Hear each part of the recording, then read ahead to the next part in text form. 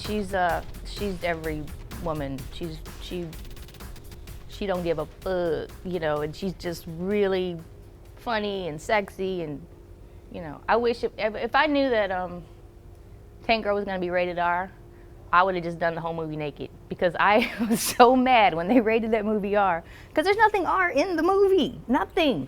The only reason it's R is because it was a woman pulling that madness, and nowadays they get away with it, but you know, one of my plights in life is always to be about 10 years ahead of myself and others, which is okay. Some of us have to do it. We got to open the door so other people get to walk through, but I don't have a problem with that at all.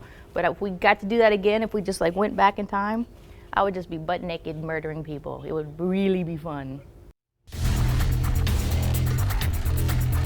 Well, there's a plethora of comic books. I mean, I wallpapered my trailer with them, and I read everything I could, and the boys were on the set all the time, and you know, I just want to do service to their vision more than be, you know, Lori Petty's Tank Girl, because I'm not. I mean, it's their movie, their vision.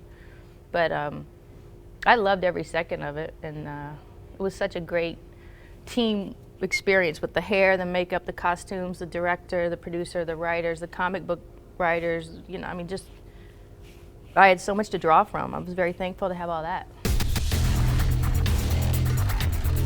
Well, what was great about the costume and what was great about Ariane, who I'm pretty sure she won an Academy Award. I may be wrong. I know she's been nominated. But she also designs for everyone. Madonna, I mean, just everyone. But we had such a great working relationship, the costumer and I, because I said yes to everything. What was there to say no to? That was just so inventive. And I had these knee pads that had baby dolls faces, smashed baby doll faces on them, like smashed babies. Like, I mean, it was so much fun. And the tube socks on the, you know, elbows, and yeah, I was thankful. I had nothing to say no to. The tank was awesome. I mean, the tank was remarkable. It was really fun to play on until they made it go. You know, it's okay until it actually moved, because that will squash you in a minute. Yeah, they didn't, one gut time, you know, whenever you say action, boys do things like 10 times harder and faster. I mean, I've had my nose broken in fights and on screen because you're supposed to pretend, then they go action and they go bam, you know, stuff like that.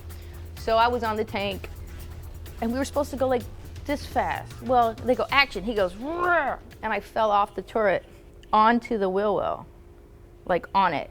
And I could watch the wheel just going around my face like that. Like it was like a movie in a movie.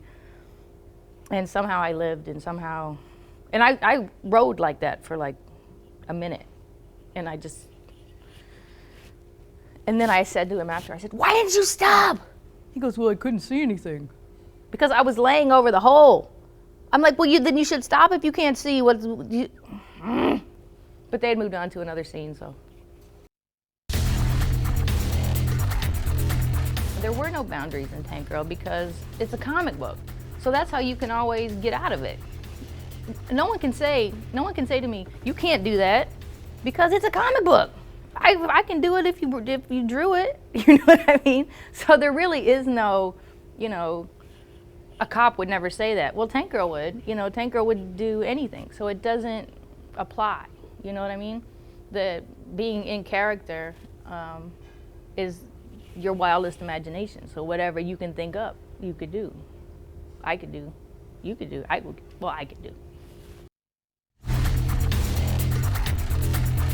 I don't know. I mean, if people knew what made movies classic or what made movies to live so long, they would make more of them, you know? So I don't. It's you can't define it. There's no formula to why Tank Girl was so fabulous. I mean, and why people love it so much. There really isn't. It was unique, it was new, it was fresh. It was way ahead of its time, and I'm happy that I got to do it, you know, and that I'll always have her.